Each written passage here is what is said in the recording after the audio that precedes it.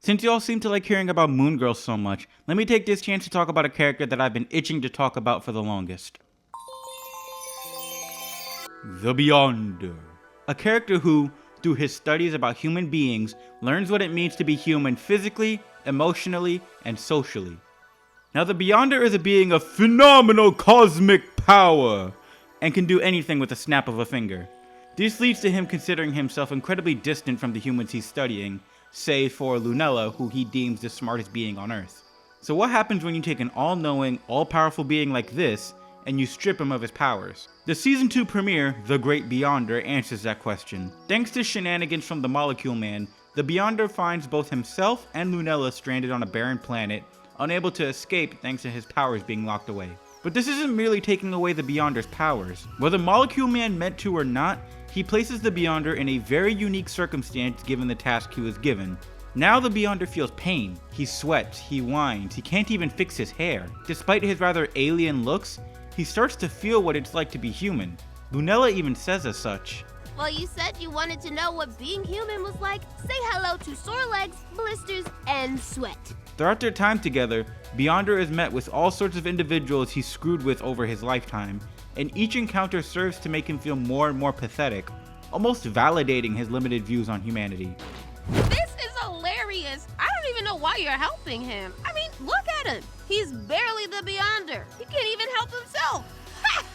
You're nothing without your little powers.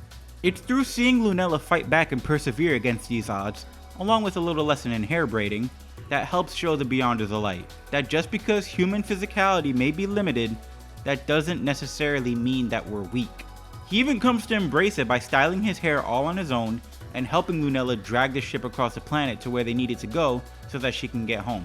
And while his attitude when his powers return may suggest that he's immediately forgotten the lessons he learned, his desire to now be friends with Lunella in the following episode seemed to indicate that at minimum, he's grateful for the lesson learned and the time spent being somewhat human with Moon Girl. Speaking of the next episode, this is where the Beyonder takes his next steps into becoming more human.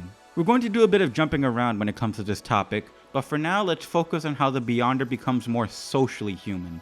Wishtar has the Beyonder take the place of this janky old fortune-telling machine in order to use his powers to give Lunella whatever she wishes for, viewing it as a means of getting close to her and making up for past mistakes. I'm giving this Wishtar the power to actually grant wishes. See, I can be a friend. He seems sincere. Oh, I truly, really am. Lunella ends up abusing this in an attempt to chase fashion trends, with the Beyonder being more than happy to help in magically giving them every little thing that this rapper Bobby the Myth makes popular. It says something about the Beyonder's lack of understanding on how to socially interact that this is the first thing that comes to his mind when it comes to making friends.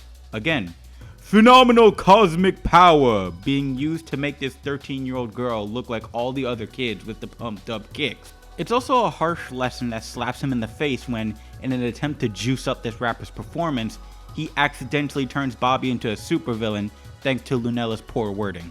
You wished for the baddest piano there ever was, so I, as you would say, juiced it up. You're welcome, bestie. I meant bad as in dope, not bad as in evil. Lunella is all at once ungrateful for the gifts that the Beyonder has given her and calls him out for his well-intentioned mistake. And by the time she realizes that the issue was less the Beyonder's fault and more her desire to, well, as they say, keep up with the Joneses, the Beyonder is long gone. This incident leads to the Beyonder straight up dipping for multiple episodes as a result, never showing up even when Lunella needs him the most, like when Molecule Man appears for revenge. Beyonder! I'm sorry. I know you're mad at me, but I really need you now. Please help me. I'm begging. I can't do this by myself. It's a sign that, although he did screw up royally, his attempts at befriending Lunella were genuine. We're going to take a massive leap ahead now to a point where the Beyonder seems to have learned his lesson when it comes to social interaction. Now at this point in the series, Lunella and the Beyonder are well and truly friends. We'll get into how that happened in just a bit, don't you worry. By this point in the series as well, everyone in the Lafayette family knows that Lunella is Moon Girl. Now the stresses and strains that led to the family accepting this was not a fun time, especially for Adria. So when they find out that Lunella seems to have another secret to keep, the Lafayettes ain't having it. In between attempts to pressure and press Lunella to spill the beans, Adria attempts to schmooze the Beyonder into telling the family what's up, using the fact that he's all-knowing to her advantage.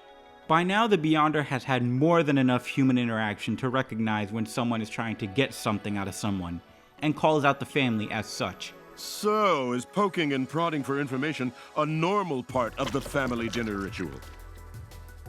Oh yes, I noticed. Y'all about as subtle as my hair charm. When told that families shouldn't keep secrets from one another, as one of his lessons on humanity, the Beyonder tests that theory in the only way the Beyonder knows how. Use my powers to help everyone get all their secrets out. You what? Pop said secrets tear families apart, so I've gotten everybody to open up. Yay me! And when that doesn't work, and the family continues to pressure Lunella into giving up her secret, no, hold up, I need to stop for a minute because Adria got me fucked up with this line right here. I'm gonna get it out of you sooner or later. Pick sooner. Girl, this is low-key emotional abuse and you know it. Anyway, the Beyonder pushes the envelope even further, and this time, rather than him learning a lesson on humanity, he's the one dispensing knowledge down on humans about social interactions. Mainly, that if someone clearly isn't comfortable talking about something, you gotta give them time to process and come to you. And again, he does this in the most Beyonder way possible, with Motown. You gotta give a girl time. You gotta give a girl space. You gotta let a girl think. Let her go her own pace. But don't think the Beyonder doesn't get to learn anything in this episode either, because he does get to learn one crucial social part about humanity. After helping the Lafayettes realize that Lunella will come to them when she's ready, they reward the Beyonder by imparting an important lesson of their own. Family can be more than just blood, and thus, the Beyonder is accepted as part of the Lafayette family. Now remember when I said that I had to jump around a bit to a point where the Beyonder and Lunella became friends? Let's talk about how they got to this point. We saved the juiciest bit for last here, and that being the Beyonder, an all-powerful space wizard with hardly any understanding of humanity, coming to grips with the one thing that makes us human: our emotion. In the episode to Intervention and Beyonder, we see that after the whole Wishtar fiasco, the Beyonder is all up in his feelings, venting about Moon Girl to her multiversal counterpart, Devil Girl. Nah! Ever since I found you on Molecule's planet sobbing over that sloogie slush, it's been all Moon Girl, Moon Girl, Moon Girl! What? I wasn't even thinking of... Devil Girl gets so sick of it that she tricks the Beyonder into meeting up with Lunella using the one thing in the universe that nobody can resist: a New York City breakfast sandwich. Real quick though, ain't nothing like a New York City breakfast sandwich, you heard? Bacon, egg, and cheese. Bacon, egg, and cheese. Let me get a bacon, egg, and cheese. Bacon, egg, and cheese. Let me get that bacon, Arizona. Once the two of them finally meet up again, this is where it hits the fan. Every time the Beyonder attempts to use his powers to leave, reality goes haywire. And no one is able to figure out why, except for Casey. Hey, I think maybe you're the reason the Beyonder's powers are all oopsie-doopsie. What? Finally, something that's her fault. It's you too. She realizes that the Beyonder, under normal circumstances, is a being that doesn't have feelings or emotions. He'll attempt to wipe out humanity or place an old woman and a child in traumatizing scenarios without a second thought. But the whole situation with Molecule Man, plus the Wishtar incident, has left Beyonder actually feeling things. His emotions are all out of whack, and as his powers can only work when he's emotionally stable, he and Moon Girl have to reconcile in order for things to get better. It's through this attempt at therapy that we get to the root cause of the Beyonder's mixed up emotions. He felt used. Lunella showed him what it was like to be human on a physical level, and that he didn't need his powers to achieve great things. And yet when he wanted to become legitimate friends with her, Lunella zeroed in solely on his powers for a fresh set of kicks and a private concert. I suppose I hadn't thought about those things from your point of view, Lunella. How much my fun and games hurt you. I didn't want to leave you hanging with Molecule. And no matter what, you didn't deserve how I treated you. But airing their grievances and forgiving each other isn't enough to fix things, as the Beyonder's powers still aren't working, showing he still hasn't come to grips with his emotions. When all hell breaks loose, he considers erasing Lunella from his memories in order to restore his powers, thus erasing the troubling emotions that come with those memories. But Lunella urges him to keep them, because she doesn't want to lose him and wants to genuinely start at making friends again. I know it took the world falling apart for me to see that you actually care about me, but I don't want to lose you, Beyonder.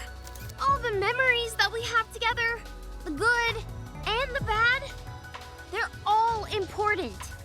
When faced with Moon Girl risking the planet for him despite this probably being their one chance to save it, the Beyonder is finally able to understand and grasp his emotions, what makes us human, and in turn, what makes him human. The world is saved, Moon Girl and the Beyonder are now friends, and without even intending to, the Beyonder has made the biggest step in his journey to understanding humanity by becoming more human. I don't really have an ending for this. I guess there's only one thing to do. Finish things off with a little, what do you humans call it? Swagger!